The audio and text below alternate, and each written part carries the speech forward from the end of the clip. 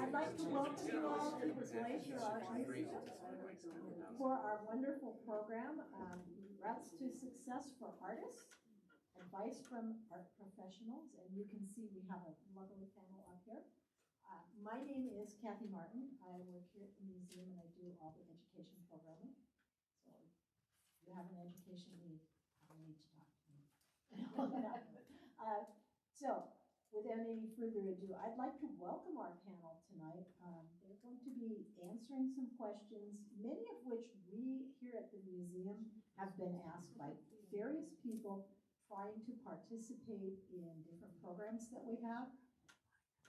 And so hopefully we will answer those and maybe some additional questions that you might have. We have a lot of discussion topics. The panel has been forewarned about some of the things we're going to ask about. But one of the first things that we want to find out is who they are. So we're going to do some introductions. I'm going to let them introduce themselves. So tell us who you are, kind of what you do in the art world. Are you a gallery owner? Are you an artist? Are you both? Do you work in a museum? Kind of what your history with art is. And we're just going to keep it brief, and then we will get started with the actual discussion, okay? There is a microphone. I'm going to pass this down for this side. There's another one for the last. You want me to start? You're holding the mic. Yeah, Mark Ogle. I'm a local artist and been doing it for a long time, guys. And pretty much in the valley, been painted all over the world. I decided to come back here, paint the park. Joe and I, his dad, we used to go out and paint all the time. And the outdoors is where it's at for me as a painter. And so I think this is going to be a good discussion. I hope we have a few more of these because the history in this valley is pretty bright. So you've got a lot of people to choose from. And I think tonight will be a pretty lively discussion, but it'll be up to you. Hello, I'm Joe Abbrescia Jr. My father was a fine artist. I've been around art my whole life. I have a local gallery, and I'm actually an art conservator, among other things. A lot of the arts, you have to be a little bit of everything. But my main deal is that. And keep it short. Yeah. Hi, I'm Derek Vandeberg. I own Four Fine Art in Whitefish and in Big Fork with my wife Elizabeth, who's in the back, and our partners Michael and Tula, who are in the front here. So we're well represented today. I actually fell into this business almost accidentally 33 years ago now. I landed a job as a picture framer in Missoula. And from there, after about 5 years, moved to Big Fork, opened the gallery, and we've evolved from there. My last formal art class would have been almost 50 years ago, 5th grade. So my knowledge is definitely more hands-on rather than traditional education. We keep using this one down here? Oh, sorry. No. We got that one, okay. Turn it on. Hello? Okay, my name is Kenneth Yarus. I am a fine artist. Very grateful to be represented by Derek at Frame of Reference. And I've been oil painting professionally for 15 years, I guess. And I'm very excited to discuss all the nuances of it. But yeah, I mostly paint Glacier Park landscape stuff. And yeah, excited to be here. Thanks. Hello, I'm Sydney Boveng. I live in Kalispell, and I'm from here.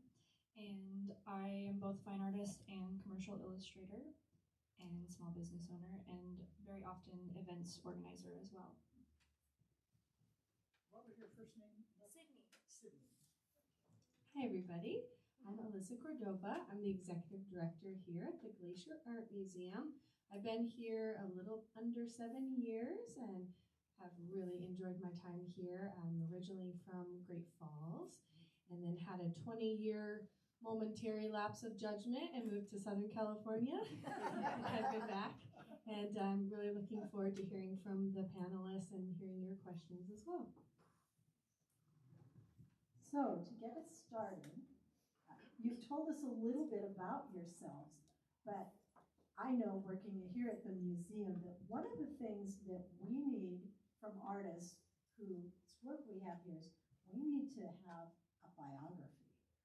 And I have noticed over the years that an artist biography is not necessarily the same as a biography of your whole life. So is there a panel member that would like to speak to that? And why is that important to know the difference? Okay, Alyssa, you can do this one. Okay. Oh, I turned it off. Okay. Well, a biography is important because you want to have that ready to go. It should tell somebody a little bit about your background and some of your more recent accomplishments. You don't need, it depends on where you're at in your career, but you should really keep it to about 1 to 1.5 paragraphs at maximum, because I think it's a good practice even for yourself to edit down. It really makes you think, what are the highlights and the things that I really want to talk about with my biography. But a biography really refers more to your, from a museum standpoint, I should say, really refers more to your exhibit background or your published background or your education or highlights of your career. So it's kind of like a super, super condensed resume in a paragraph from a museum standpoint. But you can elaborate and get into some more like fun things like, enjoys the outdoors, is inspired by the landscapes of Montana, has been influenced by these particular artists or art movements. You could throw in a few of those personal anecdotes, but from a museum standpoint, that's really what it boils down to.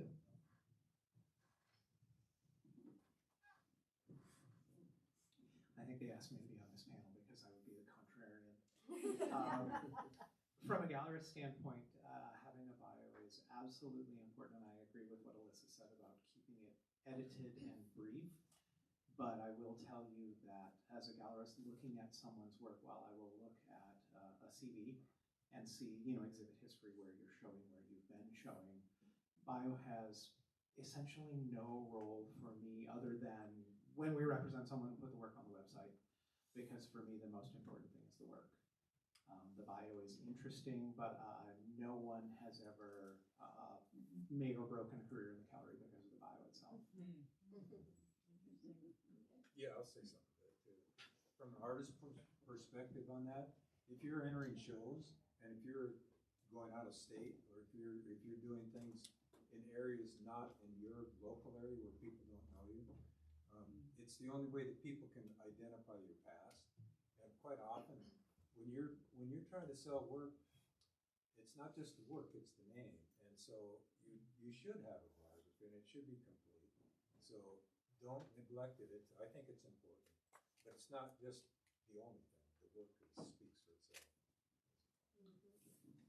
So if the work speaks for itself, why do sometimes you get asked for an artist statement? How is that different from a biography? Take that down there. Look out, you're on the hot spot. I'll use this one. Yeah, I'm getting thrown on this one. I turned it off. Oh, I didn't. Oh, sorry about that. The difference for me, like the biography is like one of those sweeping generalizations about your career to some degree, or your interest in art. An artist statement can be a bit more concise, and I think a bit more. It can be both about a show, so you might have like this show that just we're going to make a simple statement for, which could be fitting, or it could be something that's just. I think mine's just on my website underneath my bio to kind of keep it even more concise. What I simplify my general artistic vision as, and I think I like reading an artist statement kind of more than a whole bio. I get kind of bored with that on my own sense. I've probably changed my artist statement more often than I've had my bio because it feels a bit more like spiritual or something. Yeah, it's also important for sure. And again, from the gallery standpoint, I'd say that artist statement is tell us who you are in 2 sentences. What do we need to know about you in 2 sentences?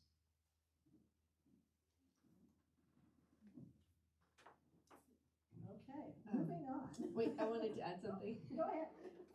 Also, I think an artist statement, you can write it in 2 ways. I would recommend having one that's written in the 3rd person and having one that's written in the 1st person, because then you can share different varieties. You know, like if someone's going directly to your website, or you're publishing a book or something, or you're, you know, talking about, like Ken mentioned, a specific exhibit that you're writing your statement about, then you can use more, you know, I pronouns. But if you're sharing that with the general public, or publicizing it that way, then I would recommend having a third person version.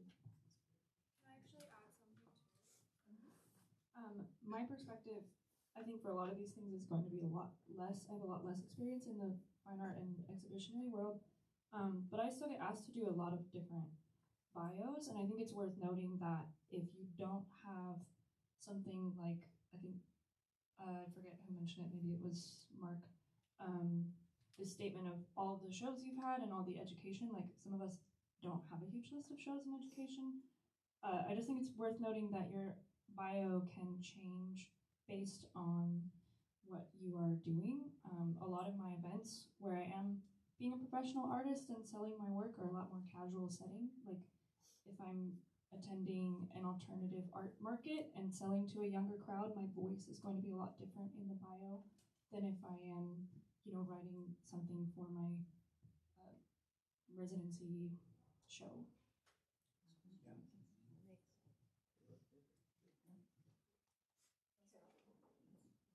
Those are all good points, and I'm glad that you made them. So we've got different kinds of experiences up here, and one of the things that sometimes people ask is, so what's the difference between an exhibit and a show? Or is there a difference? And it might depend on, you know, whether you're a museum or a gallery, or, you know, what experiences have you had from whatever your standpoint is? Well, to me, they're the same, basically. An exhibit can be not for sale works, a show can be for sale works, or some facsimile thereof. But anytime you're putting your work out there on display, the biggest problem that artists have generally are usually we're pretty introverted people, right? I mean, I do a fair amount of teaching, and everybody that I talk to kind of is afraid to put their work out there, right? And so the exhibit is a good way to get your work out without the danger of putting price tags on stuff. And so you don't have to feel like you're stupid if you don't sell something. You know, and that's a concern. So I think that there's good reasons to have both dealers. Gallery dealers are going to want more sale shows. Museums are going to want more exhibits. Actually, museums are set up not as sales shows; they're set up as exhibits. So that's the truth.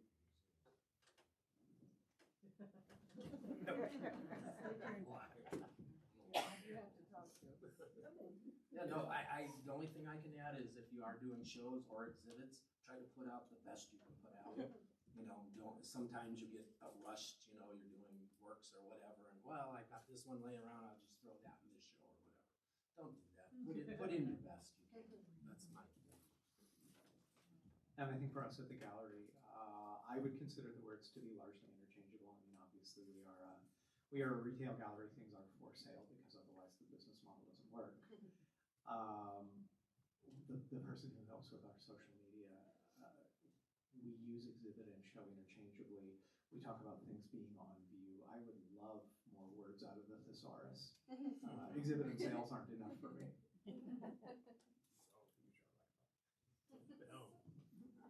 My interpretation of the two differences would be, you know, because I've had shows, there's group shows. I would specify, like, I'm invited to be in the plein air show, like you're putting in paintings with hundreds of other people or dozens or whatever, and so that's a group show. There's the solo show stuff where you are the main feature of that, and then like exhibits, I do kind of associate it with the museum sense that there might be more of a narrative to it, that you get to, you know, maybe have a different bend than just selling it. I do feel, like Mark said, there's a lot of pressure when you're doing gallery shows that they're trusting you with wall space and they're wanting to sell stuff because they've got their own bills to pay. And exhibits, like at a museum, when we did the residency, it felt very liberating to show the work and make it more about the story.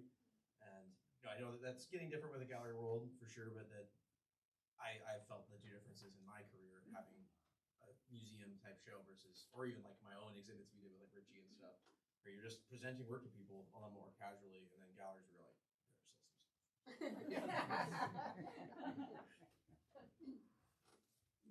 Museums love semantics.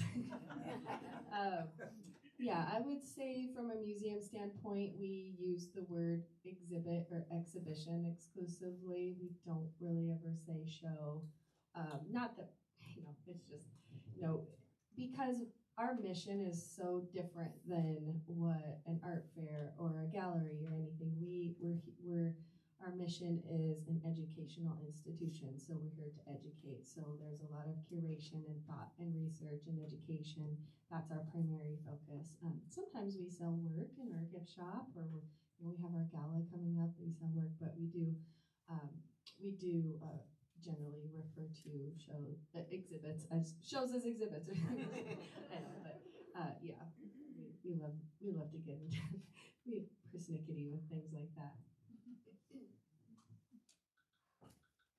So, how do I know my work's good enough? I'm starting to do art. When do I know it's good enough for representation, either in a museum or in a gallery setting? Well, that's the most loaded question. Yeah, right. And I can tell you, however you come out of the gates, it's kind of how people remember you. And so I always caution students and people that are going into the arts, don't be too early on showing your work. Everybody that is a professional artist that I've ever known has put in an unbelievable amount of hours on learning their craft before they started selling. The biggest deal that I see with young artists today is they will do 10 paintings and think that they should be doing a show. And it doesn't work that way usually. If you don't put the time into your craft, then the public will put you down, period. So my caution would be, if you're gonna make this a profession, it's a whole different conversation than if it's just you want to be a hobby artist, right? But if you're gonna try to sell the work, make sure that the work that you put out there, like Joey said earlier, is the best that you can do. Or you get labeled, and it's hard to throw that label off. So that's my advice.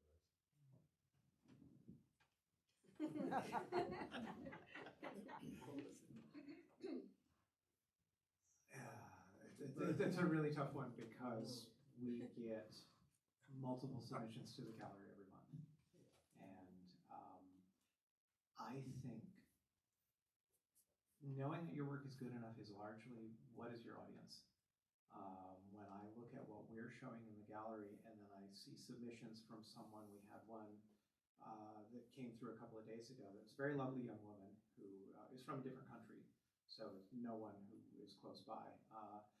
And she's a student, and she's got a ton of potential. I can see what she's going for, but she's not in a position to be in a retail art gallery at this point that's showing paintings in the thousands of dollars price range. So a huge part of it is, I think, awareness of the market, whether the market that you're striving for or what people around you are painting.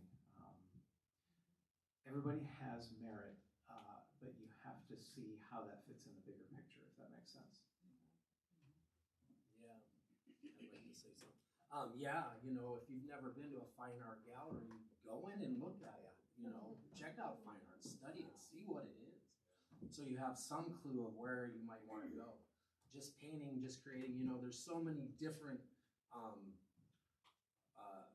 things of art. Fine art fits in this area here. Decorative art fits in this area here. Hobbyist art fits in this area here.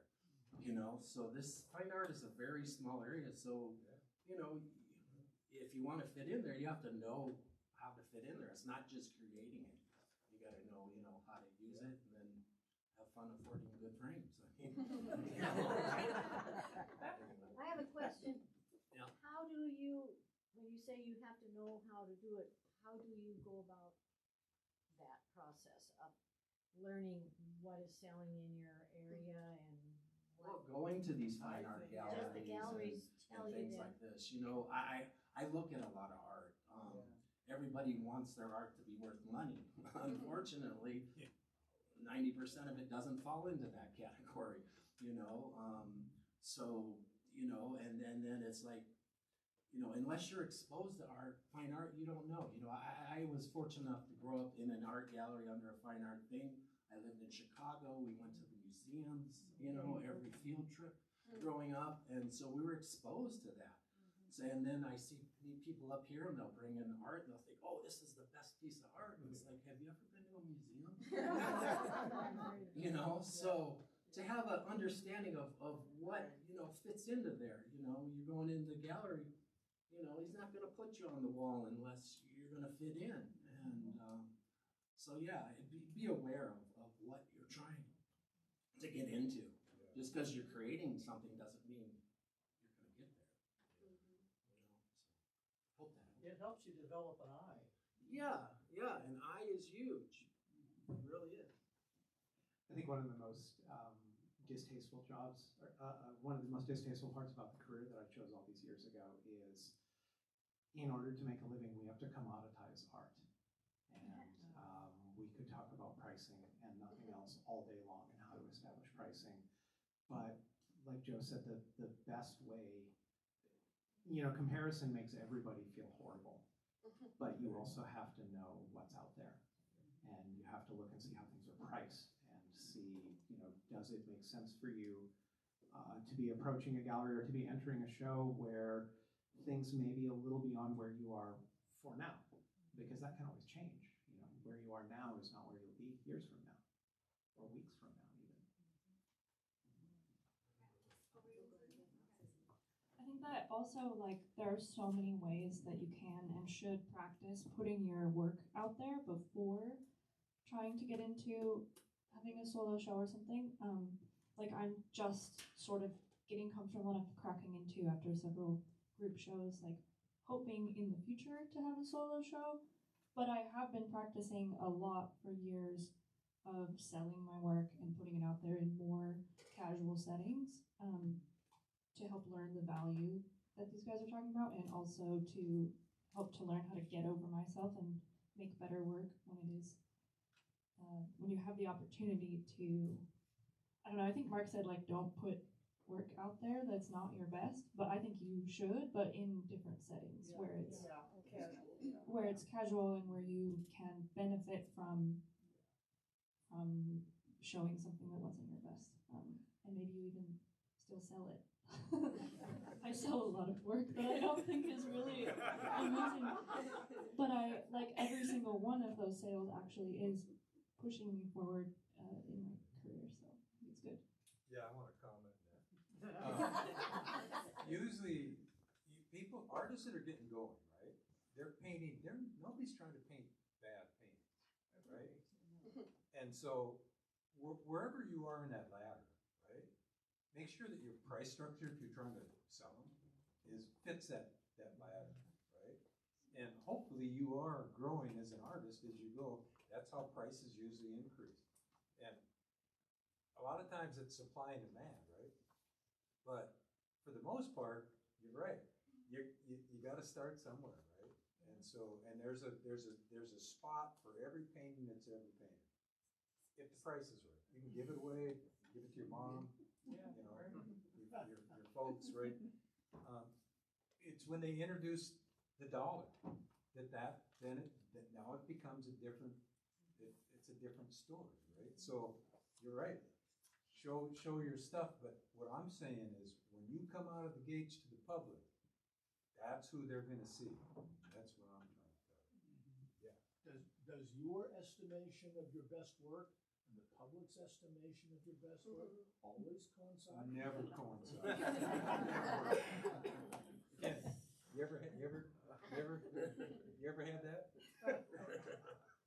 I remember going into Legacy Gallery in Scottsdale and talking to the gallery manager, and he was watching me Ogle at a painting. He's like, I just love this painting. And he's like, are you an artist? I'm like, yeah. He's like, I could tell. Yeah. That sucks for this painting. It's like, if the artists like it, then it's never going to sell.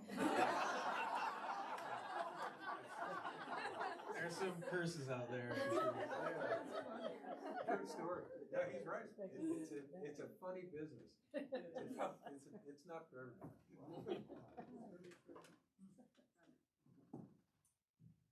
So, you know, a little different perspective from the museum's perspective, you know, there are many paths to making art and being an artist, and selling your work can be one important and valuable path, but you know, in the art world, there's multiple avenues you can take. If art is your passion and art is, you know, if you're an artist and that's what you want to do and who you are, you know, I come from in Southern California, and my background with the museum I worked at there, you know, many of the artists we worked with, they don't make a living selling their art. They do many other things. They're professors, they get residencies, they get commissions. They've decided to gear their career more towards academia and museums and exhibitions, and that's the path they've chosen. And some of them have day jobs as, you know, paralegals, and by night they're artists because they have a very particular vision of how they want their art career to look. So there are many other paths, and again, just emphasizing that as a museum, our goal is not to sell your work. So we've run into some confusion with some artists where they'll want to show with us and then they'll talk about pricing and then they'll be disappointed that we're not offering what a commercial gallery, and we want commercial galleries to do what they do because it's so important in the art economy and in the ecology of art here, but that is not what we do. Where we serve best is the preservation, the legacy, the history, the research, the education part of it, and it's really important that there's a distinction because that really can help artists in multiple ways in their career, and it also explains to the public what our purpose is and what our mission is.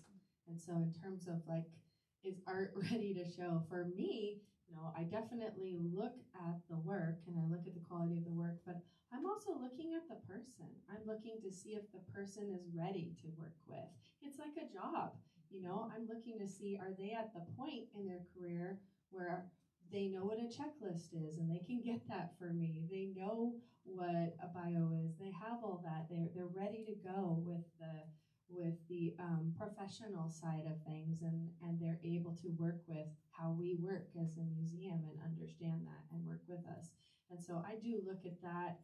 I look at it a little bit differently in that way. So I've come across some incredible artists, incredibly talented artists, amazing work, but I personally would probably not work with them because I don't think that it's the right alignment of either where they're at or even just if they understand what it takes behind the scenes to put together an exhibition at a museum. So, Alyssa, could you just expound a little bit more on a few of the things that it takes to do an actual exhibition? Just very, very briefly, because I see some faces and you don't all know. And I think it's important to share that. Well, you know, we'll have people approach us and say, oh, I have art, I make art, can I do a show here?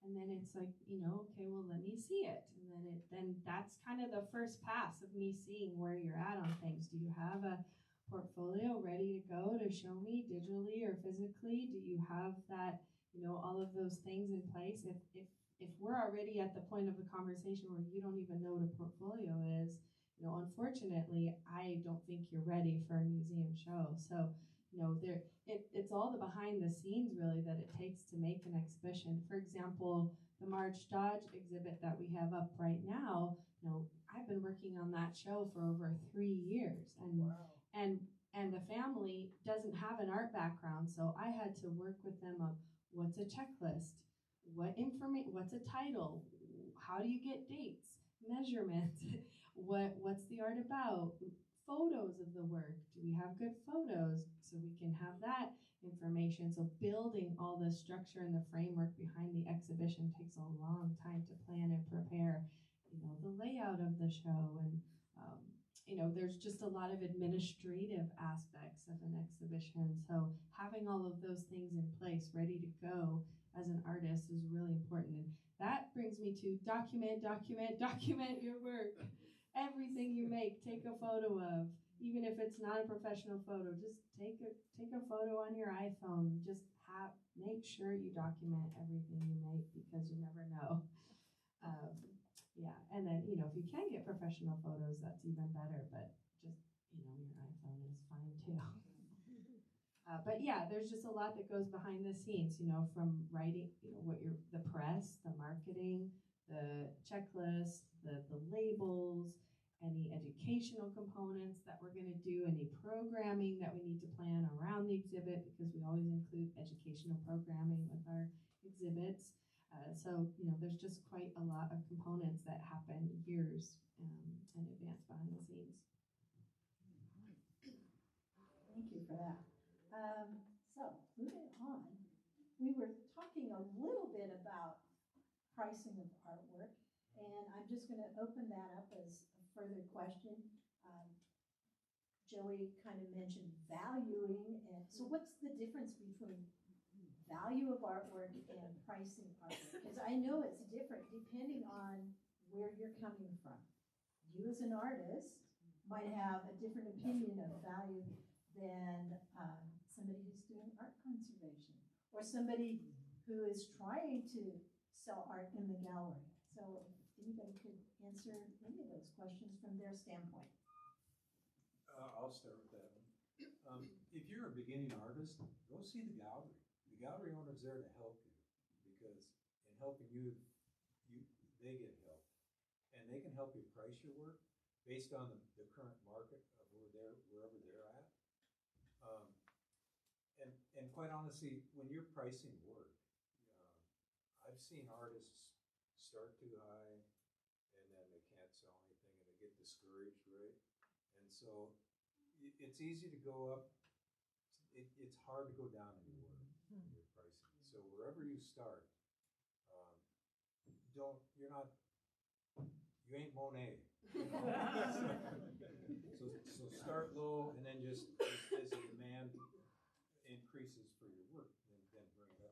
But quite honestly, the dealers can be your best friends in helping you price your work. So don't overlook that part. Just pass it on down. We have absolutely taken people into the gallery where they may have been showing in other markets, smaller markets, and the first thing we look at is the quality of the work versus other things that are in the gallery, and we have raised their prices. Because I think that artists who are working professionally, if they aspire to make a living, everybody absolutely deserves to. Unfortunately, the flip side of that coin is that I think you have to be really careful as an artist to not compare your work to others in a vacuum. We have had people that we've worked with in the past who have essentially said, my work should sell for this much because I'm just as good as they are. And that's a really tough spot to put a gallerist in. A huge part of pricing from a gallery standpoint, from our standpoint, is thrown back to the bio. You know, where have you been showing? How long have you been showing? If you've had work here in the members salon, and all of a sudden you want to pop on the market with a 16 by 20 painting and you think it's worth $3,500, that's going to be a really hard sell for us. And I don't have any way to tell you that other than just to be brutally honest and say, without a track record, it's tough to command prices that an artist like Ken is commanding. You know, a 36 by 40 from Ken, I actually looked to make sure, is well over $10,000 right now. But I've known Ken since he was in high school. I remember his first show, and those paintings were $12,000 then. They were still brilliant paintings, but you gotta put the time in order to get your prices up. Which I do think is another point to, like, another reason to start somewhere now if you want to start selling. And you can start very low and make systems for yourself and then continue shifting those systems. Yeah. Yeah, I think too, start low. You know, you can always paint more. So start, you know, a lot of it too is supply and demand.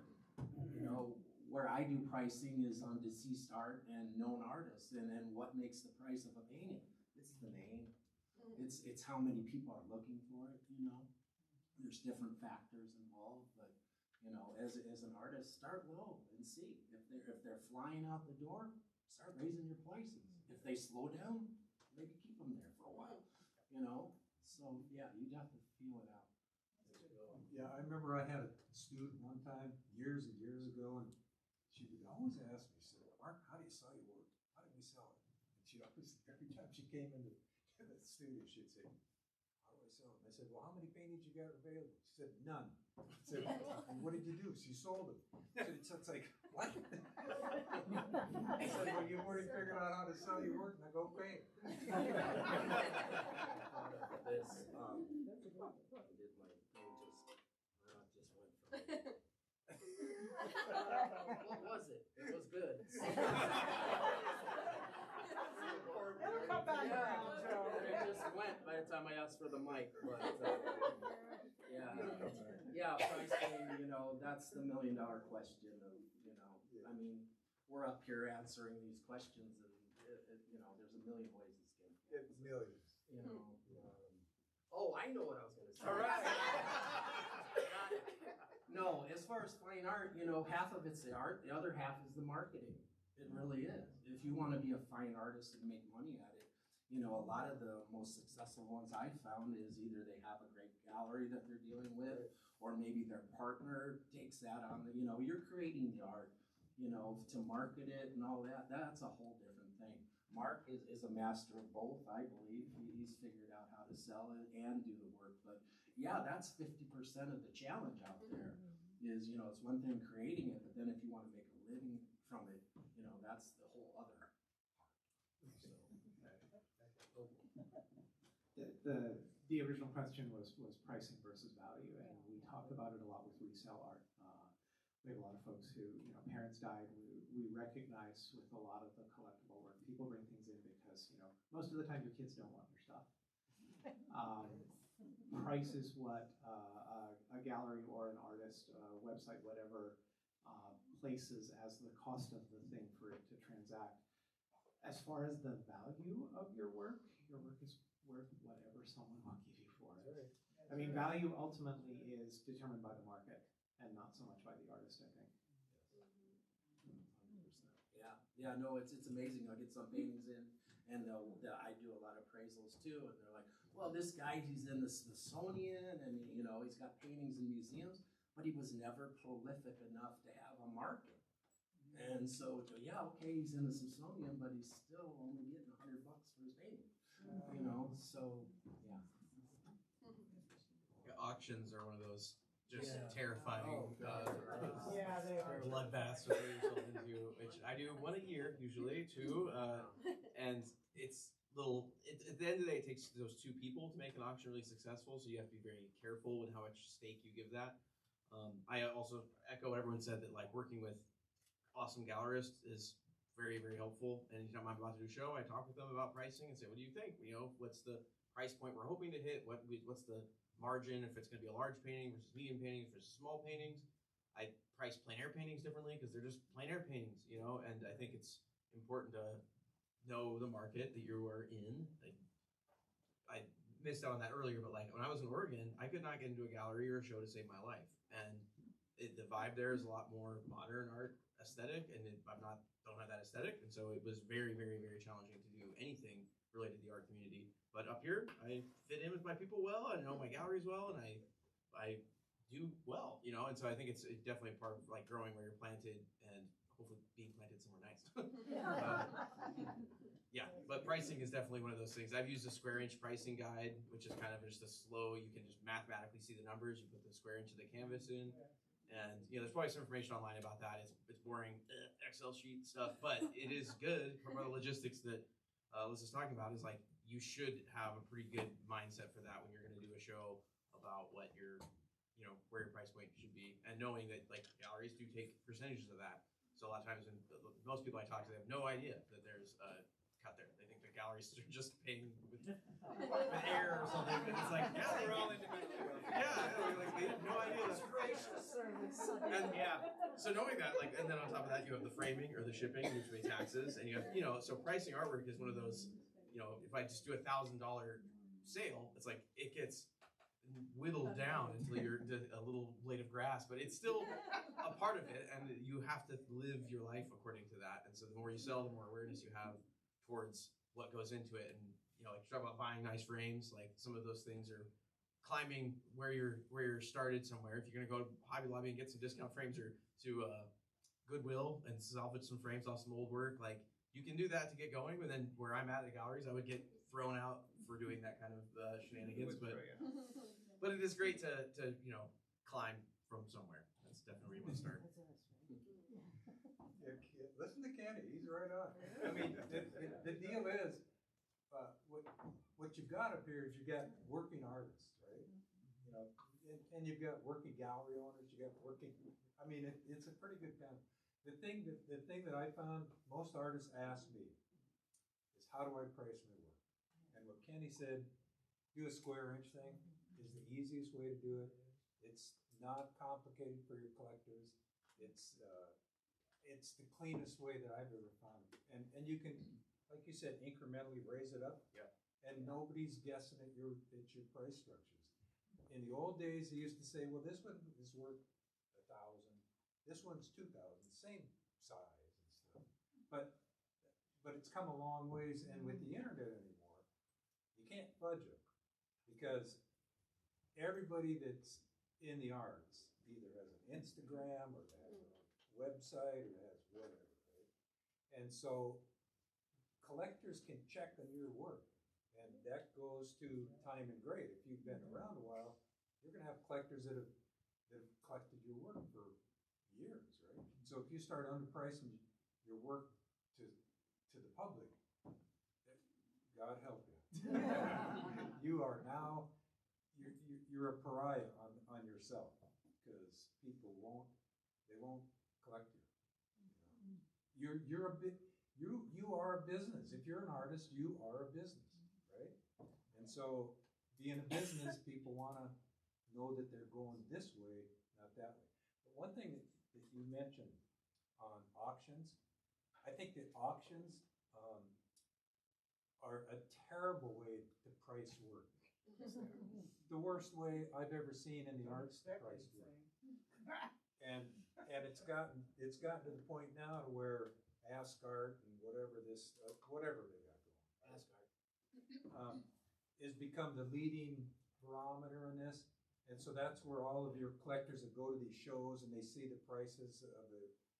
I mean, what a scam, man.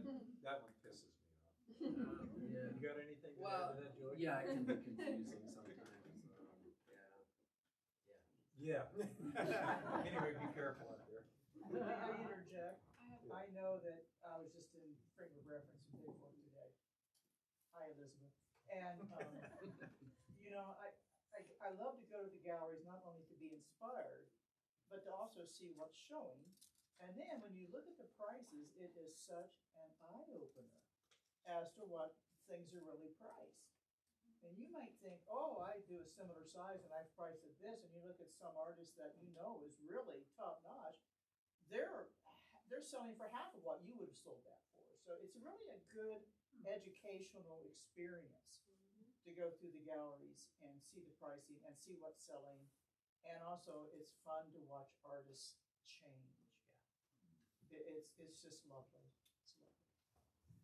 I'm going to pass on something from Tessa Heck, who can't be here today. She's sick, but it's to the point of the square inch pricing. She was giving me some mentorship when I was getting ready to be a part of a show in her gallery a couple years ago, and she explained the benefit of square inch pricing to me as if you have a work that is more detailed than another work of the same size, you might have the other one could be like visually simpler, but you don't want to devalue that work both for yourself and for your valued collector. There's no reason that simpler piece should be less valuable. That's what she was trying to say to me. So square inch is good in that way.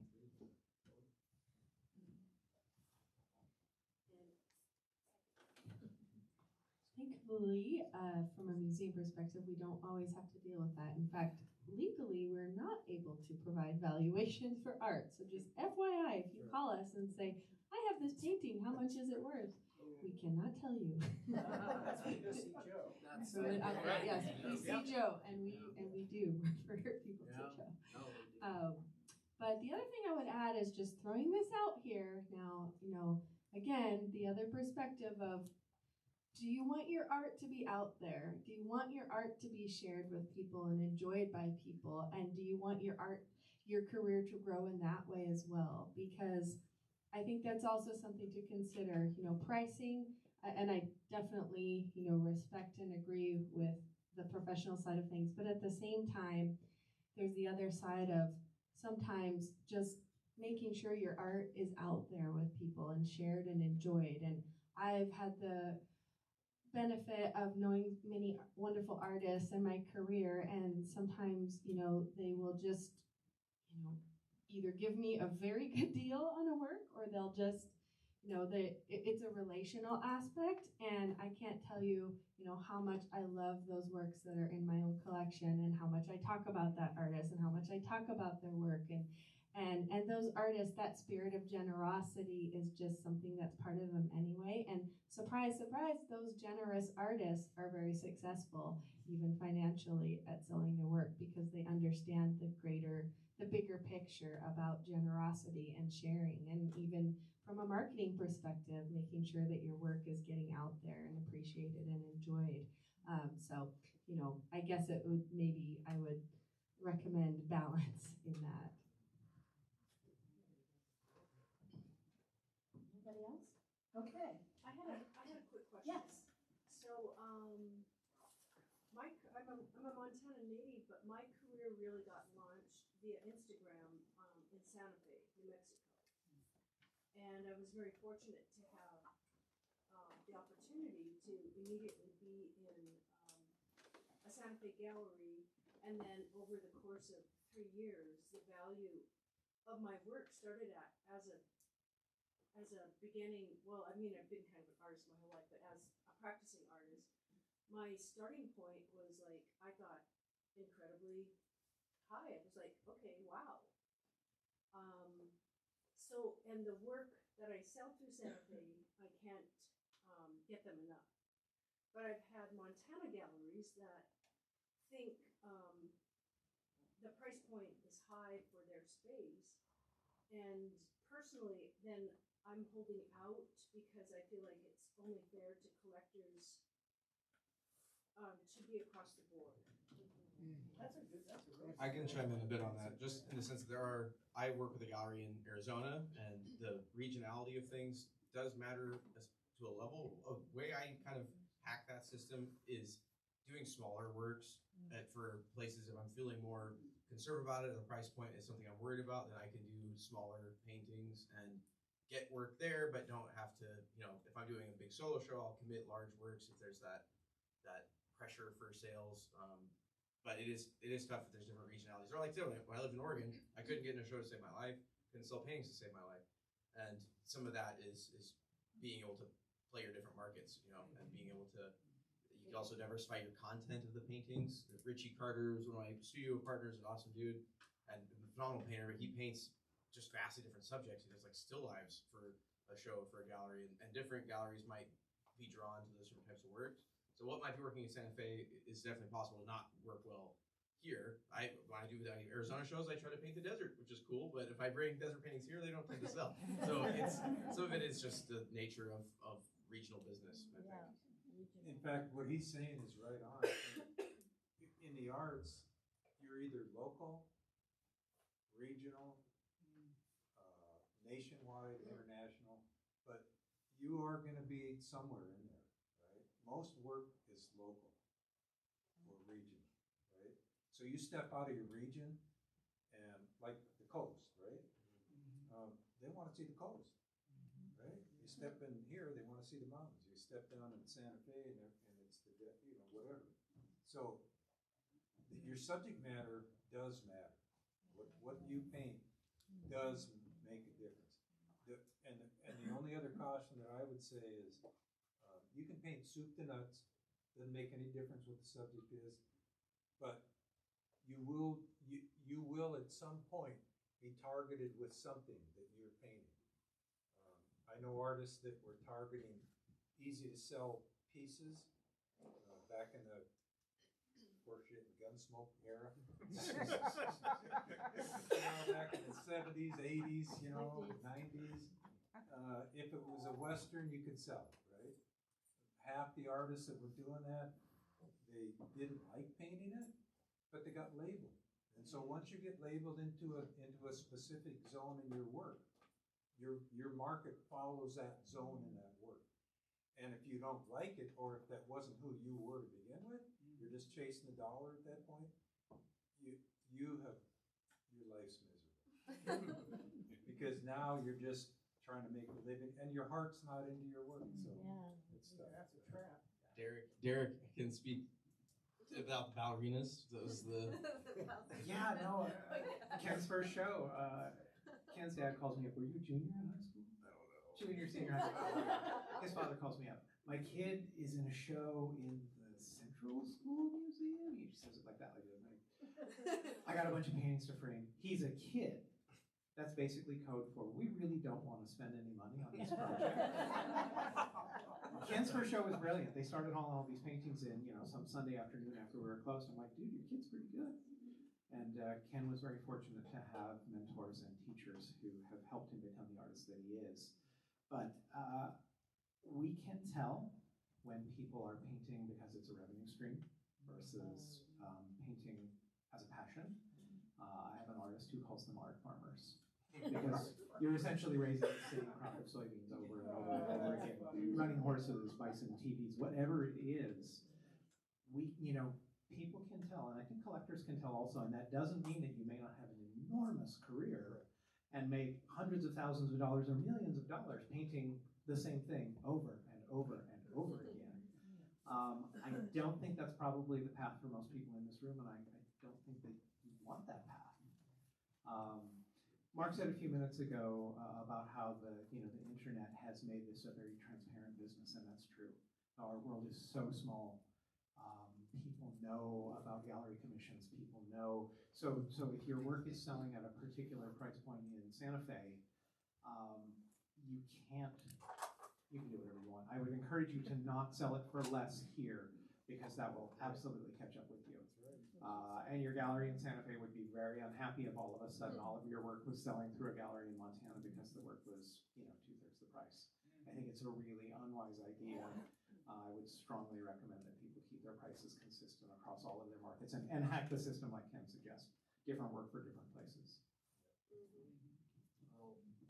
I'd like to speak to the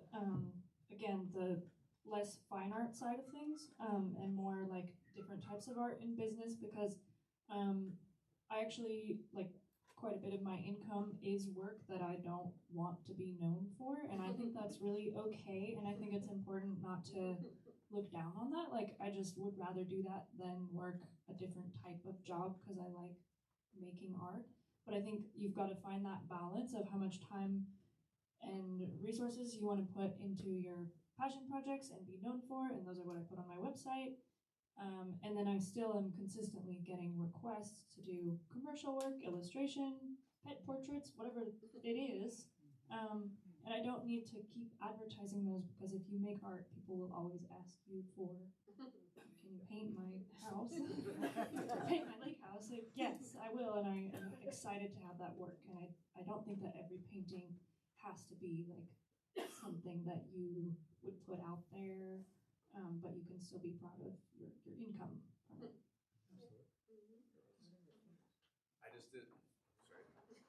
I just did a heavy metal album cover, and they asked, you want to put your name on here? No. You will not do that. There's an element of and I did it more as to help them out kind of thing, but it was it's out there. You don't have to put your name on everything. That's good work. Yeah, it's pretty funny seeing it on Spotify. Oh god. I just wanted to share a quick thing about you're talking about the regional as far as your prices regionally. That happened to my father years ago. the Cowboy Artists of America wanted him bad, and they wanted to, put him in the show. Matter of fact, he was exclusive in the 80s for a year at the Texas Art Gallery painting all this stuff. And he never wanted to do that because as an artist, he saw beauty everywhere. So how did he work around that? He had different markets for different paintings. So Scottsdale, he loved going down to Oaxaca, Mexico, doing the flower markets and stuff. All that stuff went to Legacy. He loved Europe, Venice, he loved Venice. All that was a place out in Boston, Matucci Galleries out in Boston. So he had different markets for different genres. As an artist, you have to be painting what you love. That's where it starts. You can't paint for markets. I think Kenny once told me about, what he experienced. And you can't paint for the sales. If you do, you're going to run into trouble and you're going to have a short run. If you want to have a long career and it's successful, paint what you love and do what you love. And if you get something that you're happy with, you will have your people because everybody brings their own voice to this. Yeah. So never forget that. Hope that helps. Anybody else have something they want to ask and relate? So we have this big monster called AI now. How are artists surviving? Like, it's taking over creativity. Like, you can create something in 5 seconds now. How do you compete with that? And also, how do you protect yourself as an artist from those things? You can tell. You can tell. I don't think it's so great because it's not. I don't think it's great. Yeah, no. I don't think you have to be concerned about that at all. People want to. I've been tapping into a little bit lately, and to tell you the truth, it hasn't been working out as far as the art that I check out. As a matter of fact, I put in an image of an illustration from a guy named. What's his name? Anyway, they told me it was a Dana Gibson. And no, it wasn't even close, and it was even signed Orson Lowe, but AI, it's a Dana Gibson. So I'm a little scared about that. And then I also had another painting I checked out for a guy. It had a nameplate, and there was no way it was this artist they were claiming it to be. But some gallery owner had said it was and put a nameplate on it, and it's on the internet. And now AI says it's what it is. So be very careful with AI, and I think, no, you're not, AI, you're not creating Rembrandts and things like this. There's always going to be people's voices and actually doing it. You can tell the people that are going that way. You really can. So I don't think it's. Yeah, I have something. AI is here to stay. It is. Yeah. And it's going to impact this industry. And it already is impacting this industry. So from a professional painter point of view, I think artists have been using a computer with Photoshop and doing their own deals with Photoshop for a long time. That's been established for quite a while, right?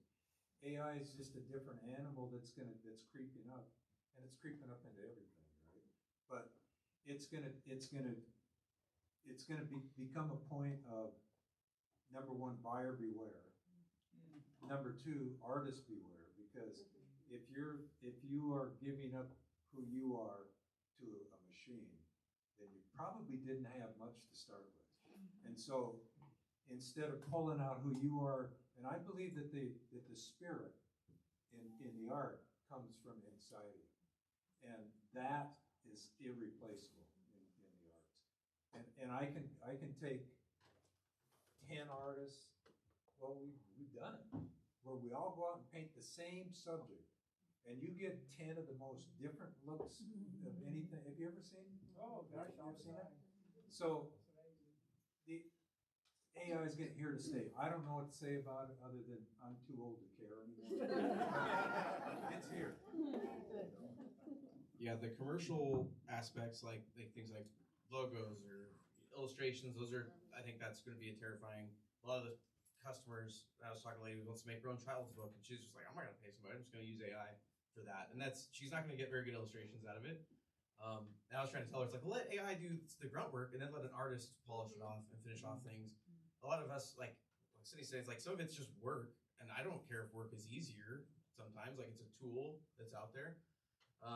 But the story and in like the fine art realm, the physical object that's made is the valuable piece to the picture, and the AI just doesn't have a good story. You know, telling somebody, oh yeah, this was just made with a computer doesn't tell the human experience, the soul, the spirit that goes into why and how you make things, and just creating a 2D thing on a screen is part of the value. Like I use Photoshop and Procreate to draw and get structure, but I have to physically make that art object that then I trust the galleries to sell, that then is a singular object in the world that person owns and has, and that's a different chain of value than like generating image after image after image of like a Ken Yarus painting. Well, that's cool. It's still not a Ken Yarus painting. Like I make those. So I think I'm not that worried about it in the fine art department of things. It's just not, if you are interested in having a 2D picture, you can get them 1,001 ways before that if you really needed it. But what do you think?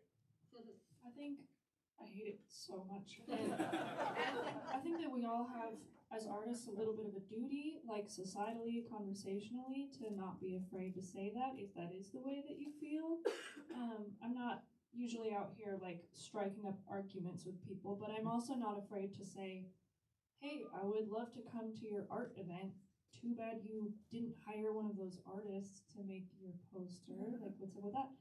And I do think that we're going to start seeing like more and more of a separation in the market between events that associate with AI and use AI.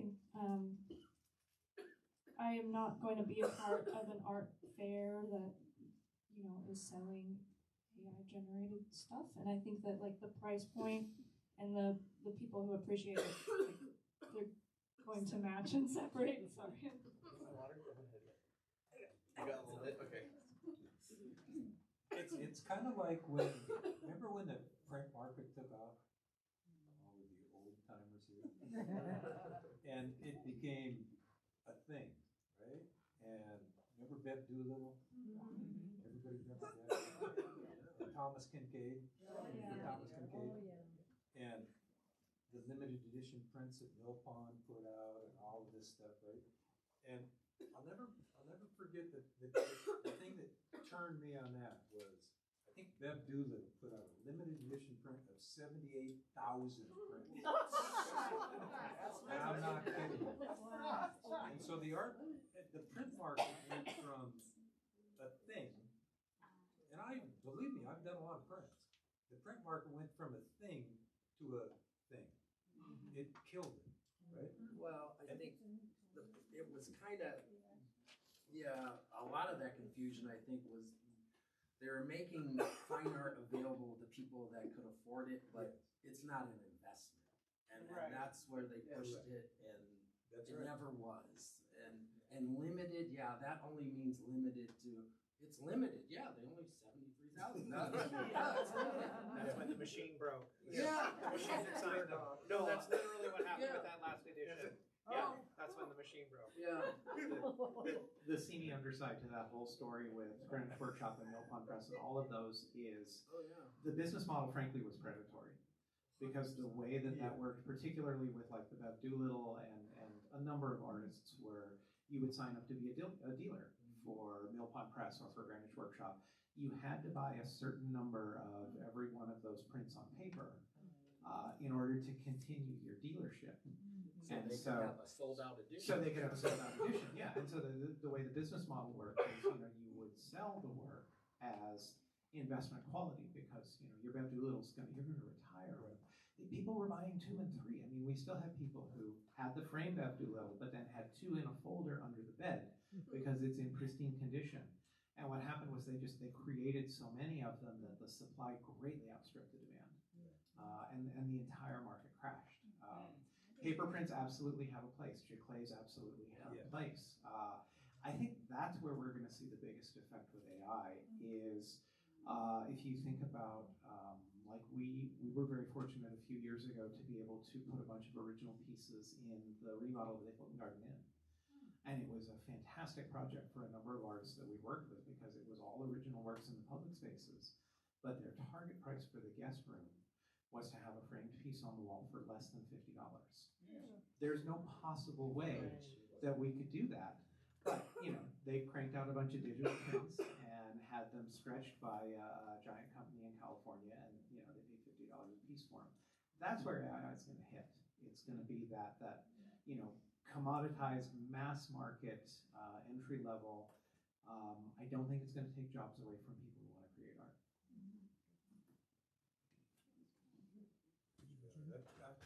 These are good questions.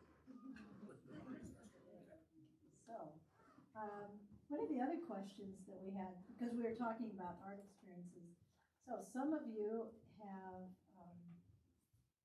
participated in art events and art residencies, and I know that there are some people in our audience maybe that are interested in what does it take to become be selected? What are the expectations when you're applying for an art residency, or what kind of art events, are you invited to participate? Can you ask to be part of it? What sorts of things have you run into? I haven't done it, so. Never did. Oh, where'd Ken go? Ken went to the restroom. Kenny did it. I just finished my first residency last year, so I can speak to it. With the Glacier Art Museum and Bob Marshall Wilderness Foundation. And I had been applying for a few residencies at the same time, which is actually a great way to do it because you can regurgitate a lot of the materials that you are creating to apply for things, such as your bios and statements and photos. Let's see, Kathy had a question of maybe what's the most important when you apply, and I think when my friend Tarek and I were accepted, I don't know if it was you, Alyssa, or somebody else told us that our application did well because we had come up with some creative ideas for the pitch on how to, what we were really going to do with the residency, aside from just we'd like to show and sell our work afterwards. So we had a detailed creative pitch of how we were going to involve the public afterwards, and I think that did well for us. And then I also, just like Alyssa said earlier, the documentation is so important. You need to have really good images of your work and be able to say what you want to do in the future. I kind of heard. Sorry about that. Yeah, residencies are cool because I think they've pushed me the most as an artist because they tie, doing shows and stuff is great with galleries, but there's that just drive to be economical. But residencies drive some of the artistic spirit stuff. You want to be new places, experience things. I'd like to do more of them, to be honest, but I have a child now and I can't just leave. The benefit of them is I think there is a broader portrayal into what places mean, and I think trying to, what Sydney says, in your application, be able to honor that and have an idea for what you will be able to say or do to capture that and share broader than just the painting. So we did a video, which was helpful, I think, and that was a part of our portrayals that we wanted to take, kind of documentary of us doing our little residency, and I think that helped us get it because we were just doing a little bit more than saying we're just gonna make paintings and we're out there and that's it. So try to go a little bit above and beyond and try to honor what they're doing. Another residency I had to do was the Sperry one before they shut that down, and I think there's still the basis of have work that applies to that residency, and make it so they want to have you at wherever that place is going to be. So if I'm going to do the Sedona residency, I'd probably use some of my desert paintings for that instead of just with my glacier things.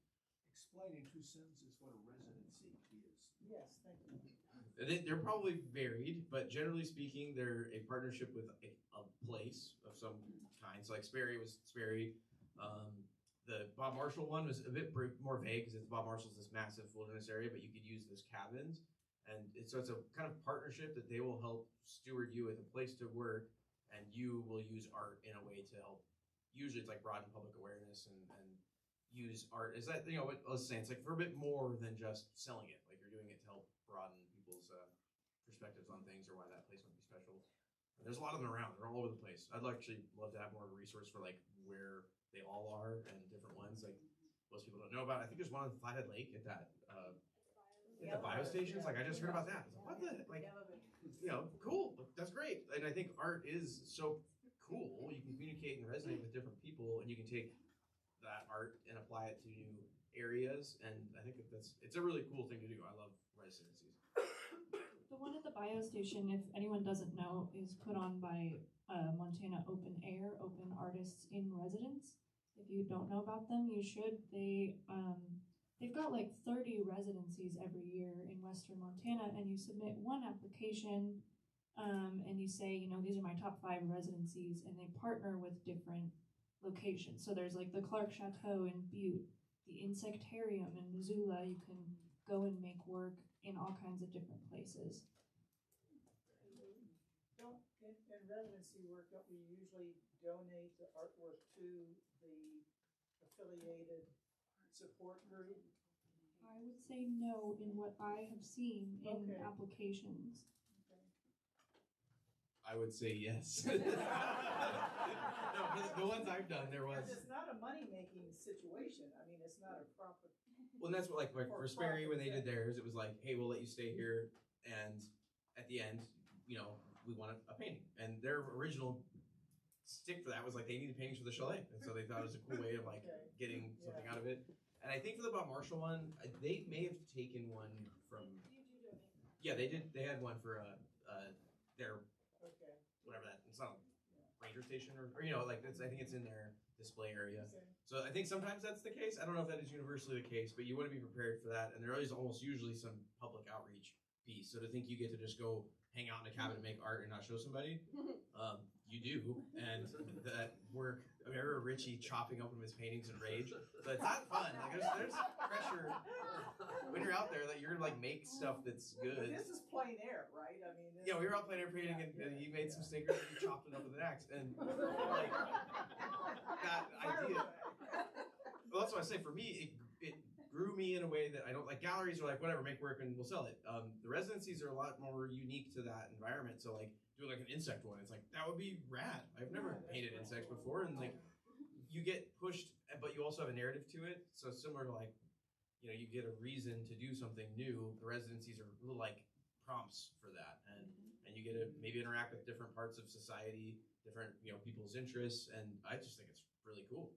I need to do more of them because I think it's great to hear about that one. Do they provide food and everything so all you can think about is art and sleeping? Oh, you gotta bring your Yeah, we had to pack coolers for like the Bob Marshall one. Yeah, you had to, they brought in horses that helped carry the food. That was a very huge help, obviously. But yeah, there's a little bit like you have to, you know, sometimes it's usually like at a place to sleep. Yeah, they can be rustic and probably depends on the residencies too. Yep, chime in on that. I was gonna say I'm seeing lots and lots more residency options pop up, and some of them you do your research and it's basically a glorified Airbnb with nothing at the end. So, and a lot of them you do have to pay for as well. But you know, if you're staying in a beautiful space with access to a gorgeous painting studio, maybe you can. Yeah, I mean, there's residencies all over the world, and they all look slightly different from one another. But the general idea is that you apply, you're selected, which is in and of itself kind of a prestige with that.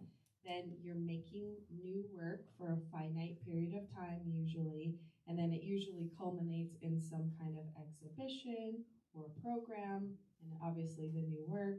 And so, you know, that's kind of the general gist of it. But yeah, there's some that are all expenses paid plus an honorarium, you know. So when I was talking about artists who don't always make a living selling their paintings in a gallery, some artists make a living getting these high artist and residency programs where they get a high, you know, 5-figure commission along with their residency, you know, but those are more rare. But I'm saying but it can be a wonderful way to travel, to go there. Jessie Hansen, and a local artist, she did a residency in France, and you know, for a 2-week residency program, and you know, it really changed a lot of the trajectory of the work that she's making now. So and it gave her an opportunity to go to a different country. So yeah, they're all over the world, and there's a lot in Montana, a lot of really unique residencies. Could you guys mention a little bit more about Open Air? Yeah, Open Air is it's a nonprofit, but they don't actually have a home base. Well, actually, I think they just got an actual physical space, but really they facilitate residencies all around the state at different locations. And the biological station on Baja Lake is one of those places, but they do that. So what is the actual name of that, Montana? Open Air, open A period, I period, R period. They got a great website. Okay, good. Yeah. Thank you. But like the Archie Bray Foundation, if you're a ceramic artist, is internationally known, and they have a residency program in Helena. So there's all over the state. I can share about Open Air. They have, I said like 30 or so going at the same time, and then there is a group, I didn't mention there's a group show or exhibition at the end where all the artists who've been making work in different places come together and show. So one of the other questions was about events that artists can participate in. And I know here at the museum we have a few. We have our plein air event. We have the gala that's coming up. And I know that there's other events that some of you might have participated in. And I don't know, did you get invited? Did you hear about it and you applied? How did you get involved? Every national park in America has a plein air event now. Wow. So if you want to go to Sedona or the Grand Canyon, or if you want any national park, if you check the local areas, there will be some sort of a plein air paint out. The Grand Canyon's got a big one. And they're all over the United States, and it's become another thing. And then they usually at the end of those things, they have a big show and sale of your work there. And so if you're looking to travel, that's not a bad way to travel. How good do you have to be to? Well, you just have to be good enough to get into the show.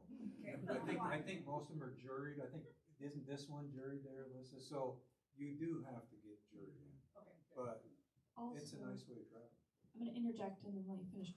There's also events like the St. George, Utah plein air event, which is like a week-long citywide paint out. And then within that sort of festival, you have juried specific galleries or specific organizations doing the sales and stuff. But many, many people will be out painting, sharing their work. Plein air has really become pretty big. Oh, it's a big deal. Yeah. We used to call it painting outside. Joe would call me and say, "Hey, Ogle, you ready? You want to go out?" I Mark, said, "Sure." you ever see that video, Only Real Men Do Plein Air? Yeah, I guess. I've heard about that. I wish I could see that. Yeah, the plein air is kind of the sexy thing. I hate it. Plein air painting. It's hard. Yeah, like you're just putting, sort of like me that's worrying about my professional representation in galleries and trying to uphold a certain standard for myself to say, go out there and dance, monkey. You got 2 hours. It's not helpful for me to do, and it's as a landscape painter, I'll say plein air is a sacred and very vital piece of being and doing art for me. But to say this will be good enough to put a frame in and show it is just horrible to me. And this has got a lot of experience painting, and it still feels like that. I still do these shows, and I get stressed out, and I don't like it. But I do them because it's a great excuse to support my local foundations and then to get out and paint in cool places. So I think you got to kind of, something about an auction thing is just put some armor on and try to get your head in the right space so that you're out there getting to enjoy it and gaining what you can out of it. But it is a weird. Sexy is a funny word for it because it feels so appealing these days. Ken talked about how Richie chopped up paintings. Ken came back from the show and just complained about all the ones that he hated and the ones that he was going to throw away. And we have in our bedroom a small 6x6 painting that he affectionately titled Cabin View with Gnats. They're a box stuck in the painting. Oh, that's great. Well, also, there's a national, is it the Plein Air magazine? Yeah. Isn't that that's the Plein Air magazine? They have a big national show every year. As an artist, you have a lot of avenues available today. And for heaven's sakes, if you want to learn it, you got YouTube, I mean, there's a lot of nice things today that artists have that we never had back in the day. But the plein air, I'll defend it. I find that it advances your looking skills, it advances your speed skills, and you're painting what you see, as opposed to working from photo reference in a studio, which a lot of artists just do. But when you're working, and Ken's right, there's no guarantees. I mean, I'm guaranteed there's no guarantees on that plein air work. But most artists shouldn't be doing their plein air work for sale anyway. Yeah. That should be something that you're doing as studies for other pieces. Right. And while we're on that, Good point. most of the work that a lot of artists do should be studies, not statements. Joe used to be a big believer in that. Oh, And I am too. when my dad passed, I have over 500 plein air pieces. Yes. I mean, he just loved it because you were in the element. It was Yes. right there, and you Yes. catch it, and you could go anywhere and stop. Yeah. Whatever excited you, you paint a thing. But Yeah. were they for sale? Not necessarily. They're more studies. You know, they're great pieces. I mean, I've got them up today in the gallery, some of them, and they're great pieces. But they were always meant for him. You know, he'd sell some over the years. You know, he'd take one, but he would always want to work more. You know. Yeah. You know, another thing, the quick draws and stuff like Oh, that. But it used to be 30 minutes, and then you're trying to do a portrait in 30 minutes. Well, You kidding? I think it was developed by art dealers and guys to answer that question: is how long does that take? Yeah. That's one of the biggest questions that you hear in the art, and I hate it. It's like, how long did that one take? Or how long did that take? Well, 60 years and Right. 2 million strokes, and yeah, you can get to there. So the plein air is important, in my opinion, if you're a landscape painter, and even if you're not a landscape painter, painting from life is incredibly important. If you're doing still lifes, set up a still life in your house. If you're doing landscapes, go outside and paint. If you're doing portraits, set up a real person, paint from life. You get a much more believable look at that subject than you can ever get in any photo. And remember slides? Remember the old slides there, right? Well, in the 60s, 70s, 80s, and before, a lot of the artists worked from slides because they were backlit, and so that you could see into the shadow masses. When you're working from photo reference, what you're working from is something that is pasted on. I mean, you get no shadow masses working. It's weird. But the plein air stuff from life, I think, develops a painter tremendously. Yeah, it really does. Yeah, because you're painting what you see. You're painting what you see. Well, and those values aren't lying that you're seeing. No. So, at this point, we're getting very close to 7:30. Geez. I know, we've had so much fun here. Is there anything that you think that we've missed as a topic or a conversation, either from the panel or from our audience? Yes, there's one young lady back there. If you're a young painter and want to sell your paintings, who would you tell and try to sell them to? Anybody you can. Your mom, go see your mom first. Grandparents. And then your relatives, and then go see this guy. I think when you're starting out, and I talk about young artists of all ages, there are 75-year-old artists who are young artists. Your best bet to start, I think, is actually to not worry so much about selling and worry about painting. Museums are an incredible resource. The being a member of a museum, doing the members salon here, and having your work in front of other people, one of the coolest things that can happen to a young artist of any age is to walk into a museum like this one at an event where people are standing around and drinking wine and talking, and your painting's on the wall, and your name's on the wall next to that painting. That's where I'd start. I'd start with things like museum member salons, shows at your school. I'm old, so back in the days when we used to have malls, there were shows at the mall. I mean, there are, right, oh yeah, the fair, enter things in the fair, absolutely. The money can always come later. I would say get your art in front of people who can see it. Yeah, so as my time being a young artist back in the day, getting any way, like you do coffee shops, they'll sometimes want paintings that they'll be, you do ultimately need to just make good work, make better work. Your brain is so malleable and easy to learn stuff, so just learn. Work so hard to develop your skills and it'll pay itself forward. But I do think, we talked about it very early in the thing, but I was told by Rachel Warner, kind of a mentor, to like get out and do sell your work. And it's embarrassing, it's awful. I go back and look, I have pictures of them and it's terrifying, but they did teach me things as I went. And I did the art show in Great Falls eventually, where you get to see people, and what Derek says is spot on. Seeing people interact with your work and getting to talk with them is massive. Having other artists around it, see your work and talk with them is where I felt I grew a lot as an artist and felt myself, my identity start to form in that context, where I think if people just stay at home and only paint for themselves, never show anybody, never do anything, then they're really stagnating a lot of their growth potential than just getting out there and starting that uncomfortable process. Because you got to do it at some point. It will be uncomfortable no matter where you're at.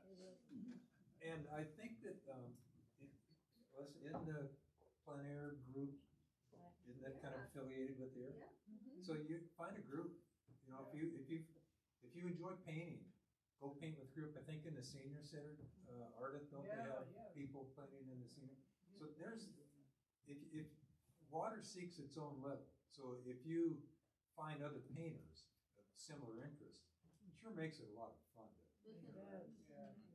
And after all, it is a fun deal. It's just when you're creating something, you're lost. It's great. It's a good place to be. The Kalispell Farmers Market, I think you should call them that. Like my daughter was selling little artwork with her friend that crocheted, and you get there early, like before 7. I forget exactly what time in the morning. You don't have to commit for the whole summer. You can get a table down at the end. And they enjoyed that a lot. So they would show up, get in the line with the cars. Just if you're an early bird, But they enjoyed it so much, and then they were buddies, at their little table. They got a lot of nice customers. So you don't have to commit too much, You can go early on any Saturday and do that at least at that market. So I'm a potter, and I sell at the farmer's market. I have for about 5 years now. And so you can either get a permanent spot, but there's 2 sessions. So you pay for each session, one in the spring, one in the fall. Or you can line up at about 7 and just do a day thing. I think it's $15 for a booth. They don't provide the booth. You have to bring everything, but it's not off to the back or anything. And it's not juried or anything like that. So to answer your question, there you go. Farmers market sounds like a pretty good one. And isn't there something like Craigslist or there's things from kids at 4-H there to established artists. There's lots of ways to get it out there. Lots of produce. Anybody else? No more questions? Oh, I have one. So could you go into a little bit more detail about what a curator actually does and what you do?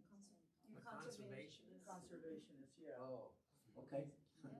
Well, I was fortunate enough to, with my father and being around fine art my whole life, I was fortunate enough to be able to get into art restoration. And I started with my uncle over in Chicago. And and basically what we're doing is, I specialize in oil paintings, so I can serve those. Typically you specialize in something. And so I'm in oil paintings, 18th, 19th century. I don't go too far back. Well, more 19th, 20th century. And and typically, you know, I was lucky with my father for his connections in fine art to be able to have a private practice. You know, typically you would work for a museum or something like this. But with my father's connections in the fine art and the museums, I have been able to work for a lot of dealers and art galleries. Typically, we're cleaning paintings, older paintings, you know.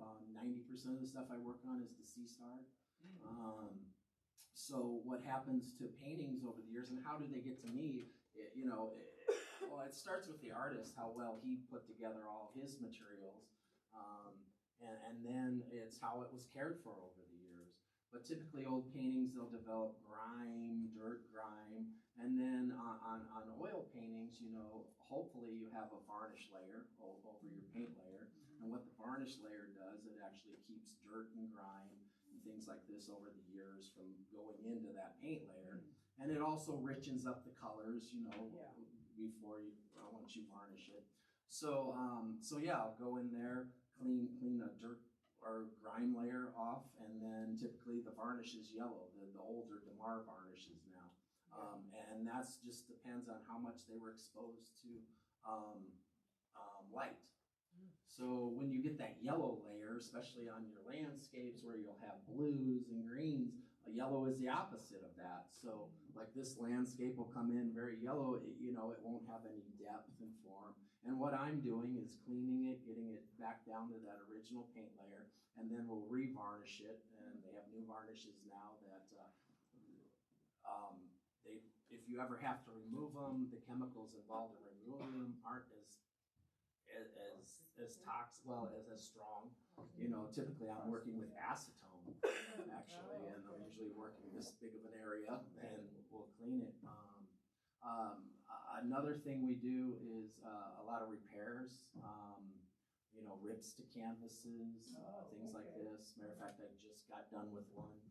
Had a mover from a painting got damaged going up to Bozeman, and when they unwrapped it, there was a little hole in it. So what do we do with that? We put a patch on the back to stabilize that damage, and then we go in the front and then just reduce the appearance of it, either filling or in painting, you know. And but it sounded like you also value art.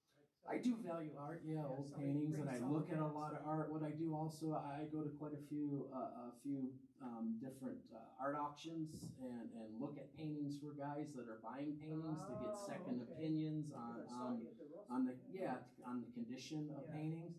Because typically these auctions and stuff, they will have a condition report. They will, the auction houses usually do put out a condition report, but you know, it's that guy's opinion. Now, you know, they're trying to sell paintings. So, and if they say a minimum in painting, that may be more than minimum to me, you know. So we look at a lot of those paintings. But yeah, it's really amazing to, you know, what's neat is you're bringing these things back to where they used to look like. And, you know, the fine art, it's interesting too. The finer the art is and the better the artist is, it seems like the less dirt and grime really can affect that image, you know. Can you talk about thick paint, checking, chipping? Oh, cracking. Well, like everybody that uses I palette mean, like knives. impasto. Please pay attention. yeah, well, yeah, let's go here first. The one thing, you know, as artists, if you're looking to start selling art and stuff, you better be making it pretty good. Yeah. You know, you want to use the best materials you can. You want to use your materials properly. You know, where I've seen lately, people that want to try something different and do something just because they want to be different and have a different technique or different this, and then they find out there's no longevity in it because all of a sudden, you know, they ship a painting across country and all of a sudden it's popping. Well, why is that? Well, you didn't follow the rule book. And here's a great rule book for everybody. And this is kind of the artist Bible. And if you don't know it, get it. Oh yeah. And it's the Artist's Handbook of Materials and Techniques by Ralph Meyer. Yeah, Marcus. Yeah, and this is a great book for if you're looking to sell art and get into selling your art. You better get some good stuff, because there's nothing worse. You get called back 2 years later and all of a sudden your painting's cracking and it's falling out and you don't know what's going on.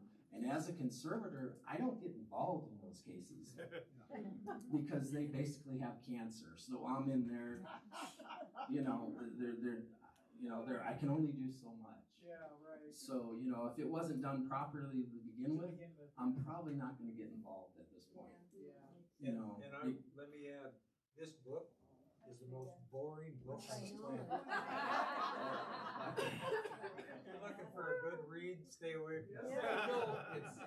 Well, yeah, you're not just reading it, but if you want to know how to gesso your stuff, what to use here, if you're into mediums and stuff, follow the directions, look in this book. It'll tell you how to stretch canvas, proper lays.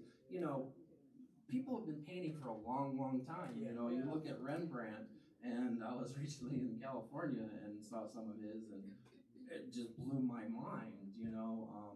Still in great condition and all this. Well, it helped. It's been in the museum for the last couple of years, but still, it's all been done before. So don't try to create something new just to be new or whatever, because you can get in trouble. And matter of fact, about a year ago, I went to an auction, and they had a painting that they were going to put in the auction, and they asked me to look at it because it had a big chunk popping off of it, and they wanted me to see if I can glue it back on. And this was a contemporary artist from saying, well, I was going to, but then I noticed that there were 4 or 5 places that were about to pop off. So they end up actually pulling that from the auction and send it back because, and he obviously used some new technique. He wanted to do something different, but it had no longevity. And if you're selling paintings that have no longevity, you can sink your ship pretty quick. So I represented an artist about 20 years ago who was very vague about her process, but was super excited about it. And we sold 3 or 4 paintings. And when they started actually falling apart in the gallery, I called her out and I'm like, what are you doing? And she said, well, I actually start with oil paint and then I put acrylic over the top. Oh, yeah. Those of you who paint know that really, that doesn't work.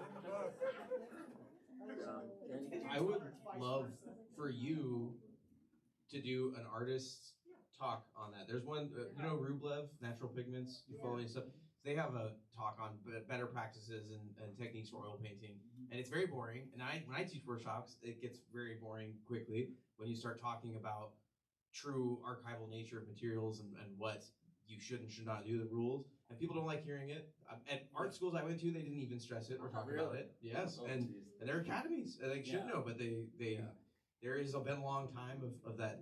And there's a lot of new materials. Well, that's the thing too. There's a lot of new materials coming out. So that haven't been done. getting your little synapse on that book or talk down and say what you've learned and dealt with in your career would be, I would pay for that, and I would love to gain that information for myself. Maybe we can do that. But yeah, it's very important. But I would just add, as a museum, art restorers and conservators, it's essential to what we do to care for the work in our collection, because we're entrusted with this work in our collection. We want it to last forever for the public's enjoyment. So Joe has conserved many works for this museum over the years, including those historic Glacier Park murals. We've got 2 of them in our gift shop you should check out. But yes, it's a very important and valuable relationship between museums and art restorers. Well, I want to thank everybody for coming, and this has been a great panel. Please join me in thanking our